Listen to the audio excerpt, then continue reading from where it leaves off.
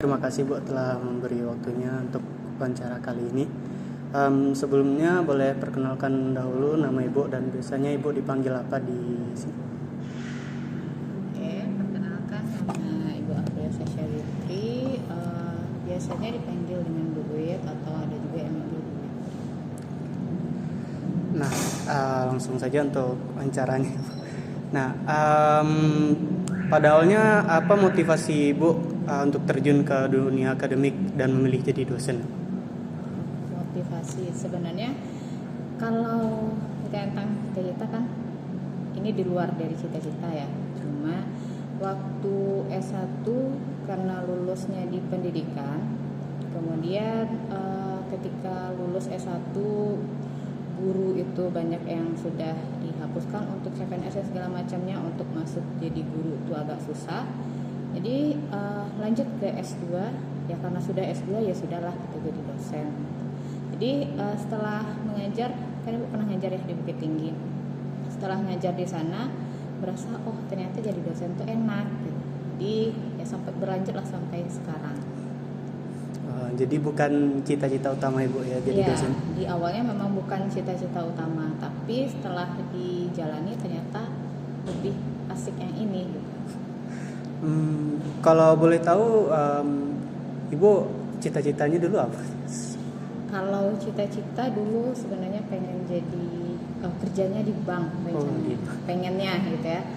Tapi ya itu karena dilihat kan udah masuk ke keguruan, ternyata ngajar itu kayaknya asik, dan jadi guru nggak bisa karena ada waktu itu untuk masuknya lebih susah.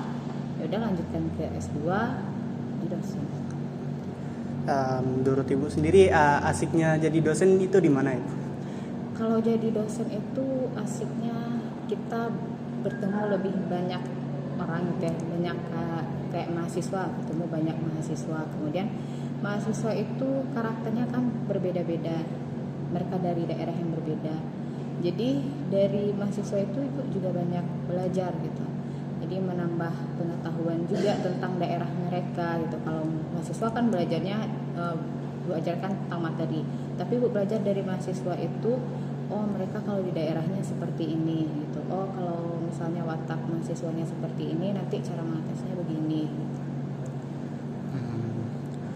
Kalau dari Ibu sendiri nih Bu, kalau peran dosen di universitas ini hanya sebagai pengajar atau juga membantu untuk membangun karakter mahasiswa Bu? Seperti kayak guru SMP, SMA kan fokusnya untuk membangun karakter.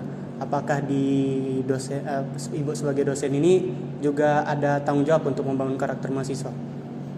Kalau kita mengarahnya ke pendidik ya kan sebenarnya lebihnya ke pendidik. Kalau pendidik itu kan mereka tidak hanya mengajar ya, tidak hanya mengajar tapi juga bagaimana caranya membentuk kayak tadi kan karakter mahasiswa.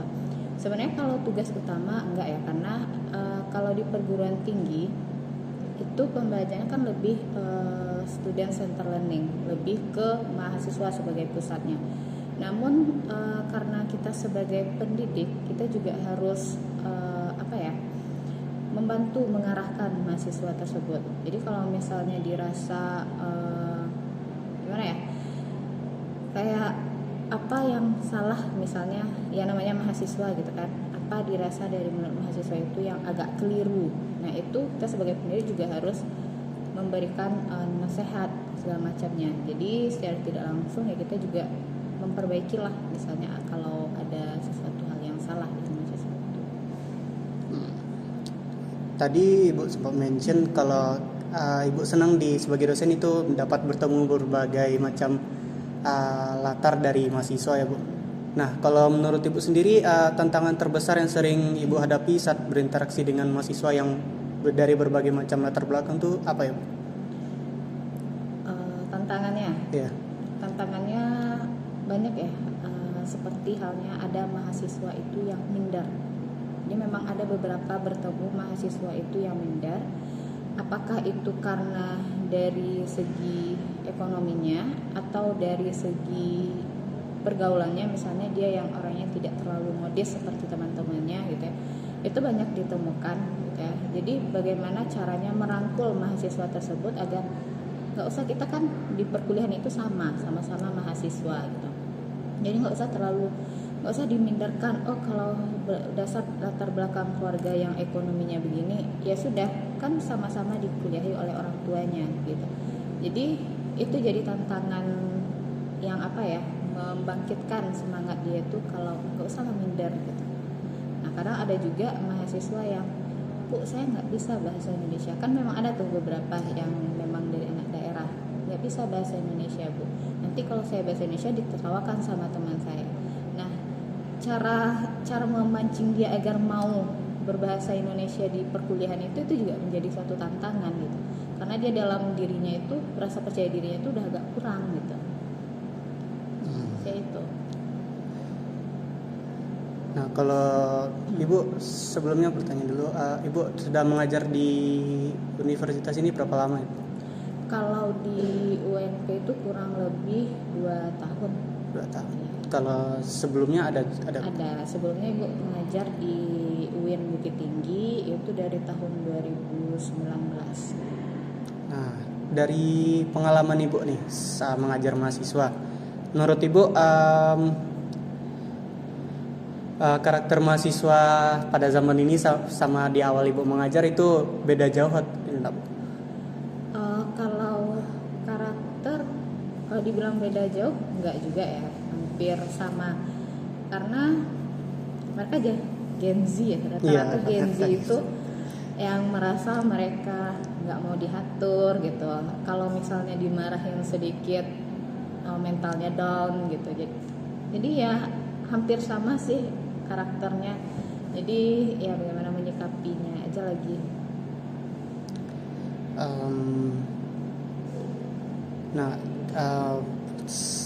Terkait soal menyikapi nih Bu, ini perkembangan teknologi semenjak ada AI nih Bu sangat melaju pesat. Nah, menurut Ibu sendiri perkembangan teknologi ini dalam komunikasi Ibu dengan mahasiswa itu terganggu atau malah lebih terhubung dengan mahasiswa tuh? Ada plus minusnya, ada terganggunya, ada terhubungnya.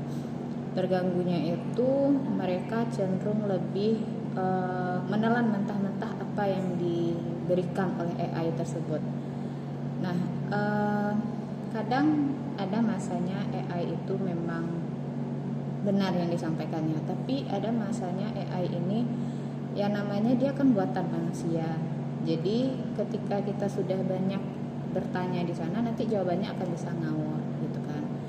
Nah, mahasiswa cenderung mengambil itu mentah-mentah tanpa dibaca atau dipahami lebih dulu.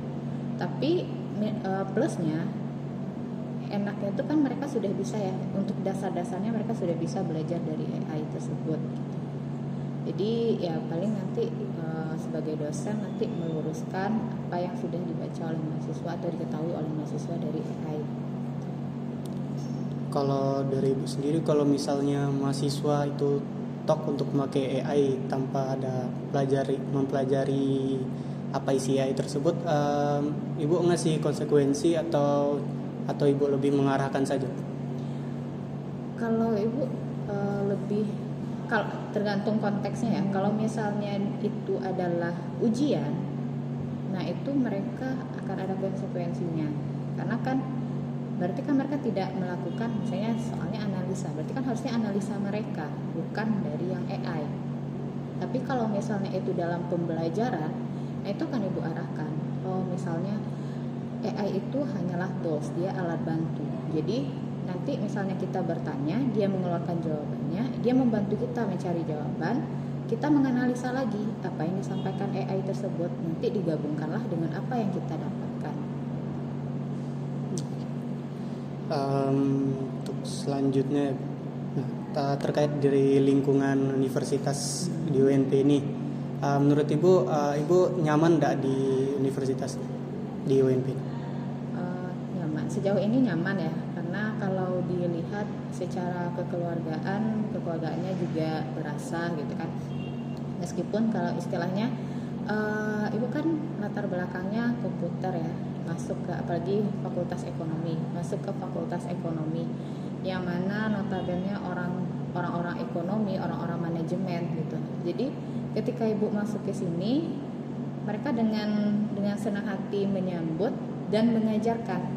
Nah kan itu ibu karena basicnya adalah komputer, mau tidak mau tentu ibu harus belajar juga tentang ekonomi, manajemen dan segala macamnya gitu. Jadi di fakultas ini mereka merangkul apa yang ibu yang tidak pahami, nanti mereka mau menunjukkan. Nah, di masa transisi ibu itu ibu kan dari dosen teknologi yang basicnya teknologi ya bu, lalu masuk ke ekonomi. Nah kan perlu beradaptasi. Itu dalam proses adaptasi tantangan terbesar untuk adaptasi itu ada apa ya bu? Kalau proses adaptasinya banyak tantangan ya waktu itu, karena ini fakultas ekonomi kan dosen itu ada tridharma perguruan tinggi ya. Jadi ada pengajaran, ada pendidikan dan pengabdian. Nah, untuk penelitian tentu mereka akan cenderung sesuai dengan kepakaran mereka gitu kan. Sementara ibu kan pakarannya beda sendiri dari yang lain. Nah, itu ibu harus menyelaraskan apa kira-kira dari teknologi ini yang bisa dikaitkan dengan ekonomi dan manajemen gitu. Karena balik lagi ibu di ruang lingkup ekonomi dan manajemen. Sementara kan penelitian kita tidak bisa sendiri. Kita kan harus bertim. Nah, makanya ibu harus mencari apa kira-kira yang bisa dikaitkan dengan teknologi ini. Apa tantangan terbesarnya itu yang ibu rasakan untuk saat ini. Next itu dari sepanjang karir ibu, menurut ibu hal apa yang paling membanggakan yang pernah ibu capai? Kalau hal yang paling membanggakan mungkin belum terlalu banyak ya. Cuman di sini ibu merasa senang, lebih tepatnya senang ya. Senang kalau misalnya ketika ibu mengajarkan materi tersebut, ada mahasiswa misalnya nih dia nggak paham gitu. Kemudian bertanya, ibu jelaskan lagi, kemudian dia paham. Nah itu merupakan suatu ada rasa kesenangan tersendiri gitu. Jadi kalau dibilang kebanggaan ini segala macam, mungkin karena perjalanan karir ibu belum terlalu banyak ya, jadi belum ada yang terlalu wah gitu kalau untuk kebanggaannya. Jadi kalau begitu, kalau dari ibu sendiri visi dan misi ibu untuk kedepannya lagi apa ya?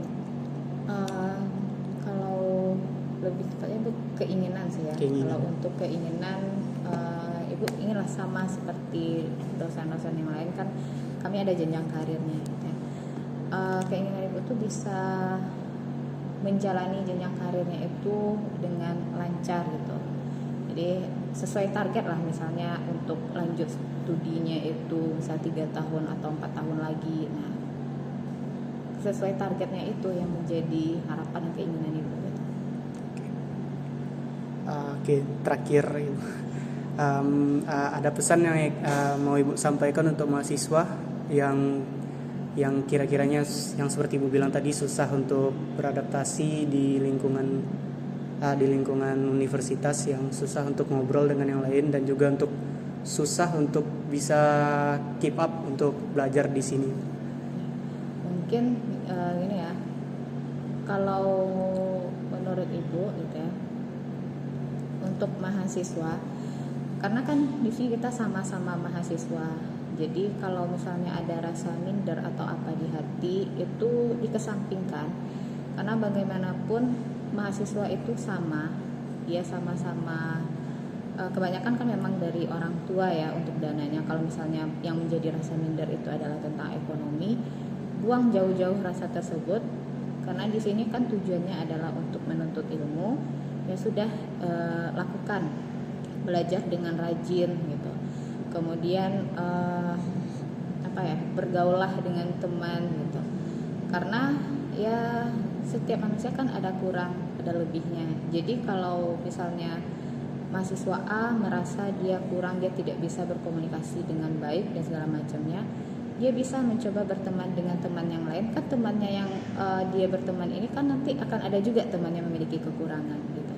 Jadi ya dicoba saja, jangan takut untuk mencoba. Jadi kalau misalnya salah atau gagal pun itu hal biasa gitu. Paling itu saja. Oke, sekali lagi Bu, terima kasih atas waktunya. Mohon maaf jika ada pertanyaan yang mungkin kena di hati Ibu. Sebelumnya saya tutup. Assalamualaikum warahmatullahi wabarakatuh. Assalamualaikum warahmatullahi wabarakatuh. Dalam video ini, kami akan menganalisis proses komunikasi yang terjadi selama kegiatan wawancara antara mahasiswa dan dosen sebagai narasumber. Wawancara ini bertujuan untuk menggali informasi terkait pengalaman, pandangan, serta peran narasumber sebagai dosen. Berdasarkan hasil pengamatan, jenis komunikasi yang terjadi adalah komunikasi intrapersonal yang bersifat dua arah. Hal ini terlihat dari interaksi tanya jawab yang aktif antara mahasiswa sebagai pewawancara dan narasumber sebagai responden. Dari segi komunikasi, mahasiswa telah menunjukkan sikap yang cukup baik. Hal ini tunjukkan dengan penggunaan bahasa yang sopan, adanya pembukaan dan penutupan yang jelas, serta pemberian kesempatan kepada narasumber untuk menyampaikan jawaban secara utuh. Meskipun demikian, masih terdapat beberapa hal yang perlu diperbaiki, seperti struktur pertanyaan yang belum sepenuhnya sistematis. Dalam proses wawancara, terdapat beberapa hambatan komunikasi, di antaranya penggunaan bahasa yang kurang konsisten, serta adanya kemungkinan rasa gugup dari mahasiswa yang mempengaruhi kelancaran penyampaian pertanyaan. Namun, mahasiswa juga telah berupaya mengatasi hambatan tersebut dengan memberikan pertanyaan lanjutan dan menjaga alur komunikasi tetap berjalan. Dari sisi keterampilan mendengarkan aktif, mahasiswa telah menunjukkan kemampuan yang cukup baik, seperti tidak memotong pembicaraan narasumber dan memberikan respon yang relevan. Akan tetapi, kemampuan ini masih dapat ditingkatkan dengan melakukan pendalaman terhadap jawaban narasumber dan memberikan klarifikasi lebih lanjut. Secara keseluruhan, komunikasi yang terjadi dalam wawancara ini dapat dikatakan cukup efektif karena tujuan wawancara tercapai dan informasi dapat disampaikan dengan baik. Namun untuk kedepannya diperlukan peningkatan